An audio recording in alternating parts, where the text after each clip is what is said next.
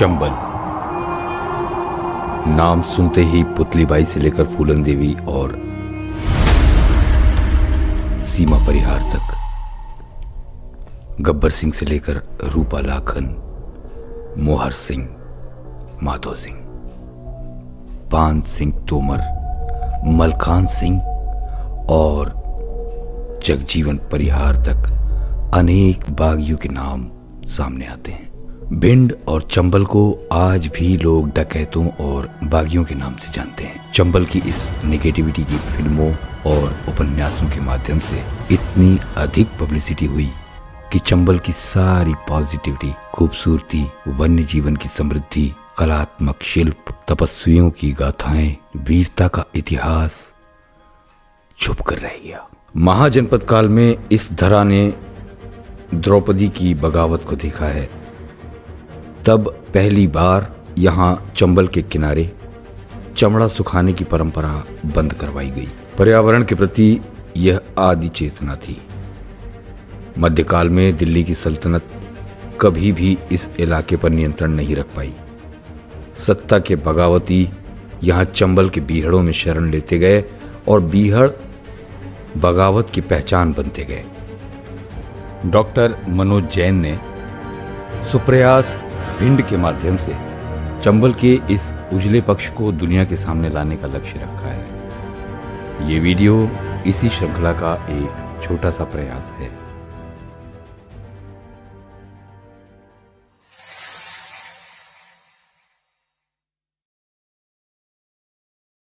आइए सबसे पहले आपको लेकर चलते हैं अटेर। चंबल नदी के किनारे बसे अटेर दुर्ग की ऐतिहासिक इमारत आज भी भदावर राजाओं की शौर्य गाथाओं का बखान करती नजर आती है। ये एक मध्ययुगीन किला है जो अपनी भव्यता के लिए विख्यात है। महाभारत में जिस देवगिरी पहाड़ी का उल्लेख आता है, चंबल नदी के उत्तरी किनारे पर यह किला उसी पहाड़ी पर स्थित है। इसका मूल नाम देवगिरी दुर्ग है। इस किले का निर्माण भदौरिया राजा बदन सिंह ने 1664 ईस्वी में शुरू करवाया था। भदौरिया राजाओं के नाम पर ही भिंड क्षेत्र को पहले भदावर घार कहा जाता था। चंबल नदी की गहरी घाटी में स्थित यह किला भिंड जिला मुख्यालय से 30 किलोमीटर पश्चिम में स्थित है। भदावर राजाओं के इतिहास में इस किले का बहुत महत्व है। ये हिंदू और मुगल स्थापत्य कला का बेजोड़ नमूना है। खूनी दरवाजा, बदन सिंह का महल, हथियापुर, राजा का बंगला, रानी का बंगला और 12 खंबा महल इस किले के मुख्य आकर्षण हैं। लेकिन इस किले का सबसे चर्चित स्थान है खूनी दरवाजा। राजशाही के दिनों में लाल पत्थर से बने दरवाजे के ऊपर भेड़ का सिर काट कर रख दिया जाता था। दरवाजे के नीचे एक कटोरा रख दिया जाता था। इस बर्तन में खून की बूंदें टपकती रहती थी। गुप्तचर बर्तन में रखे खून से तिलक करके ही राजा से मिलने जाते थे। उसके बाद वे राजपाट व दुश्मनों से जुड़ी अहम सूचनाएं राजा को देते थे। अटेर दुर्ग के ऐतिहासिक प्रवेश द्वार का निर्माण राजा महासिंह ने करवाया था। इस दुर्ग की जनश्रुतियां आज भी प्रचलित हैं। लाल पत्थर से बना यह प्रवेश द्वार आज भी खूनी दरवाजे के नाम से प्रचलित है।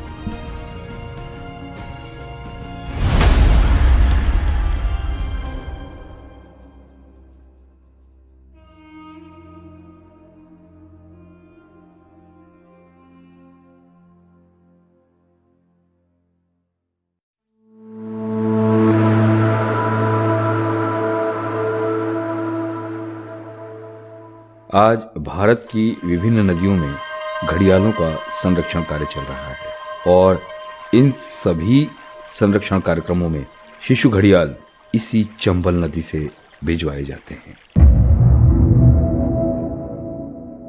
घड़ियाल को IUCN सूची में गंभीर विलुप्तप्राय दर्जे में 3.1 में रखा गया है। पानी की स्वच्छता और घड़ियालों के प्रति संवेदनशीलता को लेकर लगभग 500 साल पहले भी भदौरिया राजा कितने संवेदनशील थे, इसका प्रमाण किले के बुर्ज पर घड़ियालों की आकृति देखकर मिलता है।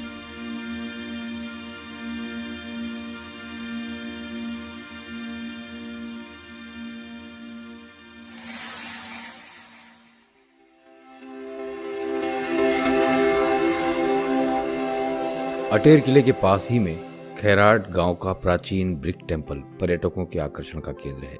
ये 10वीं शताब्दी का ईंटों से निर्मित एक ऐसा अनोखा मंदिर है जिसमें ईंटों में ही नक्काशी करके डिजाइन किया गया है। ये ब्रिक टेम्पल एक खास प्रकार की ईंटों की प्लिंथ पर बना है। इसकी छत गुंबद नुमा है और दीवारें प्लेन हैं। भारत सरकार ने सन 1951 में इसे राष्ट्रीय महत्व के संरक्षित स्मारकों की सूची में क्रम संख्या 18 पर रखा है। इससे ही इसका महत्व प्रतीत होता है।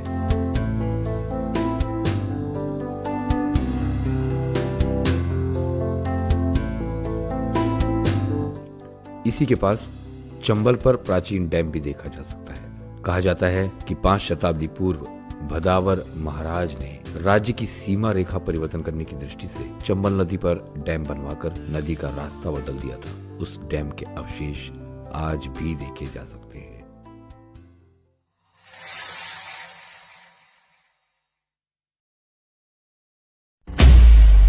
अटेर से 3 किलोमीटर पहले घिनौची गांव में तालाब, बाग और बारादरी मौजूद हैं। भदावर और सिंधिया राजाओं की लड़ाई में इसी स्थान से सिंधिया द्वारा तोप दाग कर अटेर किले के बुर्ज और दीवार गिरा दी गई थी। यहां से अटेर का किला साफ दिखाई देता है।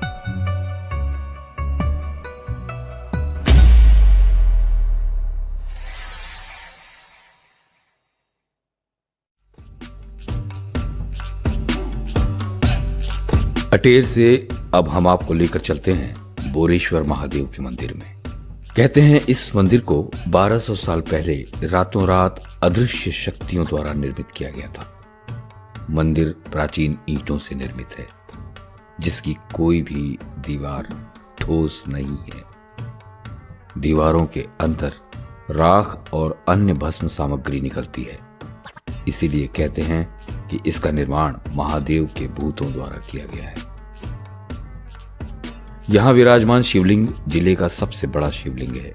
पुरातत्व विभाग के अनुसार ये मंदिर गुर्जर प्रतिहार काल में निर्मित किया गया होगा।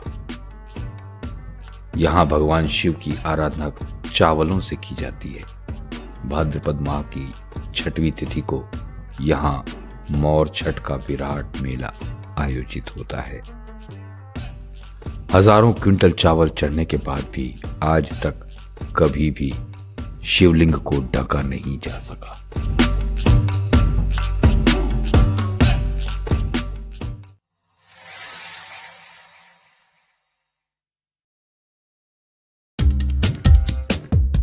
यहां से अब हम चलते हैं बालाजी सूर्य मंदिर। मिहोना कस्बे के बालाजी नामक स्थान पर भुवन भास्कर भगवान सूर्य को समर्पित इस मंदिर की स्थापना संवत 1907 में हरिदास महाराज द्वारा की गई थी। 11वीं सदी में यहाँ महाराजा दूधाराव का आगमन हुआ, जिनके पुत्र विकल देव ने सूर्य मंदिर में यज्ञ का आयोजन किया था। इस मंदिर के कुंड की एक विशेषता ये है कि इसके जल का स्पर्श करने से कुष्ठ रोग भी ठीक हो जाता है।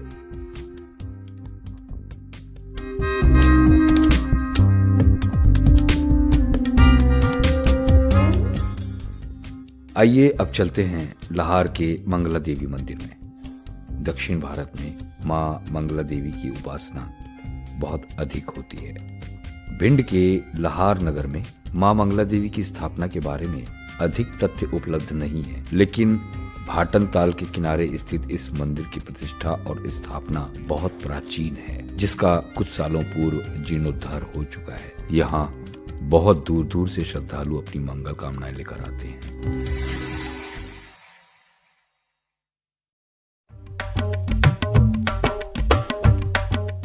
रावतपुरा धाम। यद्यपि रावतपुरा धाम एक नवीन तीर्थ स्थान है, जिसे 1993 से पहले स्थानीय लोग भी नहीं जानते थे। यहाँ हनुमान जी का एक छोटा किंतु प्राचीन मंदिर था। 1993 में श्री रविशंकर महाराज, जिनको लोग रावतपुरा सरकार के नाम से जानते हैं, उनके पदार्पण के बाद यहाँ बड़े विराट धार्मिक आयोजन होने से पूरे भारत में इस स्थान की ख्याति हो गई है। हाल ही में यहाँ भगवान शिव की 85 फीट ऊंची विशाल मूर्ति का निर्माण हुआ है। यहाँ भारत के सभी पंथों और संतों की स्थापना है। चारों धाम और 12 ज्योतिर्लिंगों के साथ भगवान राम का अत्यंत सुंदर राम दरबार यहाँ स्थापित है। आधुनिक सुविधाओं के साथ ये एक आधुनिक धार्मिक पर्यटन स्थल है।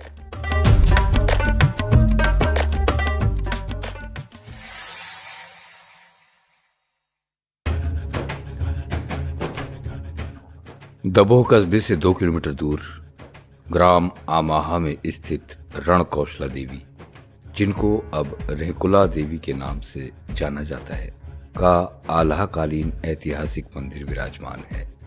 शक्ति के उपासकों में देवी के इस प्राचीन मंदिर की विशेष प्रतिष्ठा है। 10वीं शताब्दी के इस मंदिर का निर्माण चंदेल राजाओं ने कराया था। यहाँ देवी दुर्गा की स्थापना आल्हा उदल के बड़े भाई और सिरसा राज्य के सामंत वीर मलखान एवं उनकी पतिव्रता पत्नी गजमोतिन ने करवाई थी। मंदिर से पूर्व दिशा में 4 किलोमीटर की दूरी पर पहूज नदी के किनारे सिरसा रियासत की प्राचीन गढ़ियों के भग्नावशेष आज भी मौजूद हैं। बताया जाता है कि सिरसा की गढ़ी की बावड़ी से लेकर रेकुला देवी के मंदिर की बावड़ी तक 4 किलोमीटर लंबी भूमिगत सुरंग भी है, जिससे होकर मलखान अपनी महारानी गजमोतिन के साथ बावड़ी में स्नान के बाद देवी मंदिर तक आता जाता था।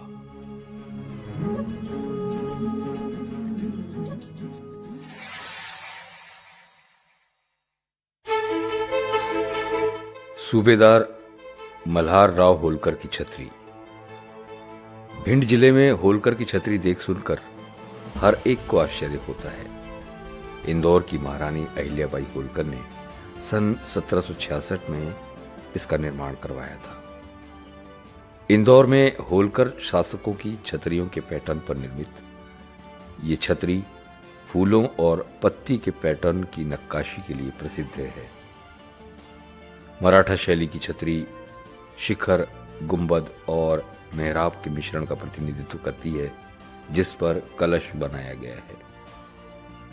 ये छतरी आलमपुर के प्रवेश द्वार के बाईं ओर स्थित है। छतरी को 6 फुट ऊंचे मचान पर बनाया गया है, जिसके बीच में एक गर्भगृह है और इसके चारों ओर एक पथ है जो स्तंभों पर स्थापित है। आसपास के रास्ते की छत पर रंगीन नक्काशी की गई है और ईरानी शैली से प्रेरित गर्भगृह की दीवारों पर लताओं को उकेरा गया है। इस छतरी के गर्भगृह में चारों ओर खिड़कियां भी हैं। छत्र के बाईं ओर की दीवार में शासक परिवार की मूर्तियां हैं, जिनमें ऐसे 5 पैनल हैं। छतरी की दीवारों पर भी कुछ मूर्तियां हैं। वर्तमान में एक ट्रस्ट छतरी की देखभाल कर रहा है।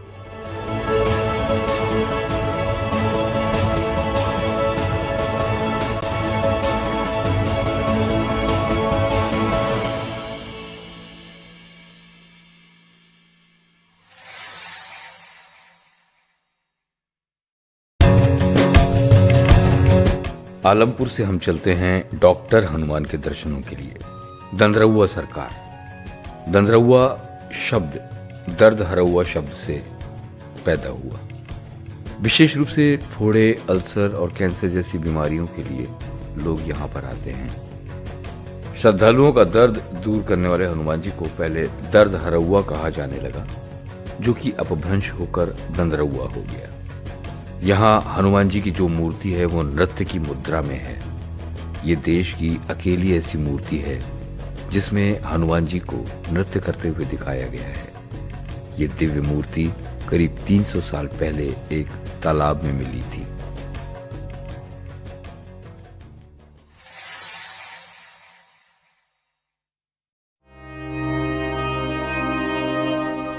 भिंड जिले की एक तहसील है गोहद और यहाँ स्थित है गोहद का किला। यह ऐतिहासिक स्थल राज्य के पर्यटन आकर्षणों में से एक है।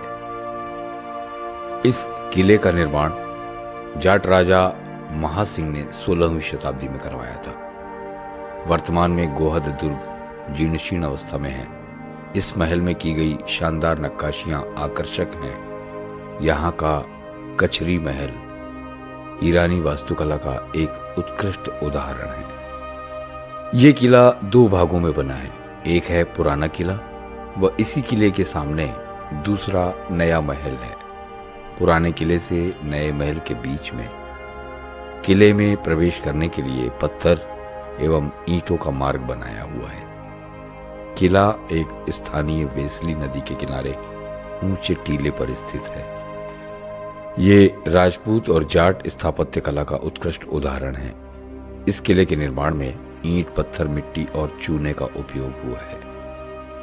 पुराने किले का निर्माण 1739 ईस्वी में जाट राजा भीम सिंह द्वारा करवाया गया था। किले की दीवारों पर श्वेत पत्थर, चूना, गुड़, उड़द, बजरी, कौड़ी, सनबीजा, गोंद आदि से बना श्वेत एवं भूरा प्लास्टर किया गया है। इस प्लास्टर में अनेक आकृतियां जैसे मछली, भेड़, कुत्ते, तोता, हिरण, वृक्ष, कमल के फूल, हंस, हाथी, फूल, पत्तियां आदि से दीवार पर ईरानी शैली की नक्काशी दिखाई देती है। ये आज भी ठीक स्थिति में है। पुराने किले में रानी महल, राजा महल, दीवाने आम, दीवाने खास, पूजा घर, नृत्य घर और अखाड़ा, स्नान घर, कुआं आदि वर्तमान में क्षतिग्रस्त स्थिति में है। कालांतर में नया महल बना जिसका निर्माण जाट राजा छत्रपति सिंह द्वारा करवाया गया था। नया महल की अंदरूनी दीवारों पर तथा मुख्य द्वार पर सफेद पत्थर एवं चूने का सुंदर प्लास्टर किया गया है। इस प्लास्टर पर ईरानी शैली में नक्काशी से पेड़ पौधे, पत्तियां आदि बनाए जाकर उत्कृष्ट नक्काशी की गई है। नया महल की खिड़कियां पत्थरों की नक्काशी करके बनाई गई है। नया महल की नक्काशी आज भी दर्शनीय स्थिति में है। मध्य भारत में इस गोहद के किले का अत्यधिक सामरिक महत्व रहा है। किले पर अधिकांशतः जाट एवं भदावर राजाओं और फिर मराठों का अधिकार रहा है। वर्तमान में पुराना किला एवं नया महल मध्य प्रदेश सरकार के पुरातत्व विभाग के अधीन है और पुरातत्व विभाग द्वारा इनका अनुरक्षण कार्य कराया जाता है। यूनेस्को द्वारा इस किले के अनुरक्षण कार्य को UNESCO Asia Pacific heritage award 2017 देने की घोषणा की गई। विभिन्न देशों से आए 43 परियोजना प्रस्ताव अंतर्राष्ट्रीय संरक्षण विशेषज्ञों की समिति को प्राप्त हुए थे, जिनमें से भारत की 7 परियोजनाएं इस सम्मान हेतु चुनी गई हैं।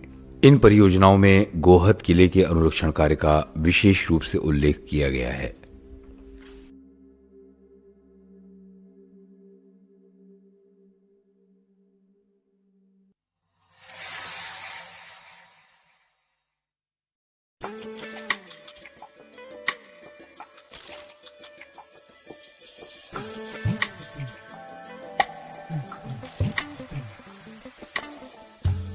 छब्बीस 2600 साल पहले जब भगवान महावीर स्वामी का चंबल अंचल में पदार्पण हुआ था, तब 4 स्थानों पर शमोशरण की रचना हुई थी।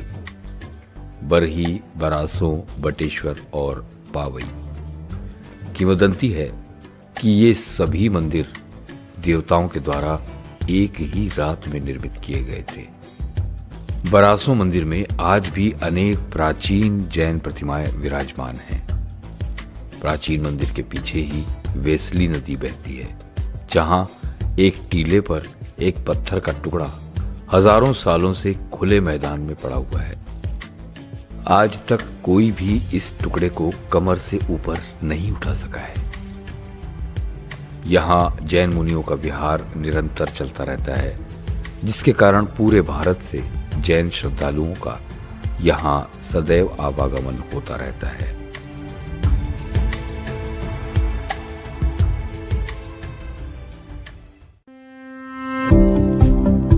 धार्मिक और ऐतिहासिक विरासतों के साथ साथ भिंड को कुदरत ने भी बहुत सारे वरदान दिए हैं, जिनसे यहां आने वाले पर्यटक मोहित हो जाते हैं। चाहे वो चंबल के प्रसिद्ध बीहड़ हो, चाहे चंबल की नदी में मिलने वाले दुर्लभ घड़ियाल हो, या चंबल के तट पर आने वाले स्कीमर जैसे दुर्लभ पक्षी हो। यही नहीं, यहाँ की लोक संस्कृति भी बेहद मनोरंजक है। दिल को छू लेने वाले दृश्यों से भरपूर इस अनोखी वादी में एक बार आप भी आइए।